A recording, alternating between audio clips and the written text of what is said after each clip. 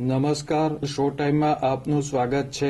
ભાવનગરના સુભાષનગરમાં આવેલ પ્રધાનમંત્રી આવાસ યોજનામાં રિપેરિંગ માટે ગયેલી ટીમને રિપેરિંગ કરતા અટકાવી મહાનગરપાલિકાના અધિકારીની ફરજમાં રૂકાવટ તેમજ આવાસ યોજનાના વસાહતીઓને સોશિયલ મીડિયાના માધ્યમથી ઉશ્કેરવા મામલે આવાસ યોજનાના પ્રમુખની ધરપકડ કરવામાં આવી છે।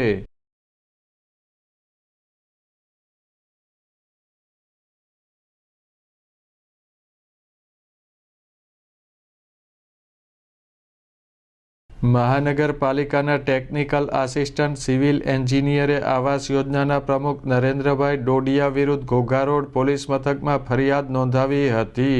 આ ફરિયાદમાં પ્રમુખ નરેન્દ્રભાઈ ડોડિયાએ ફરજમાં રૂકાવટ કરી રિપેરિંગ કામ અટકાવ્યું હોવાનું તેમજ સોશિયલ મીડિયાના માધ્યમથી 50થી વધુ લોકોનું ટોળું હત્યા કરે તો પણ ગુનો બનતો નથી તેમ જણાવી વસાહતીઓને વિરોધ કરવા માટે ઉશ્કેર્યા હોવાનો ઉલ્લેખ કર્યો હતો।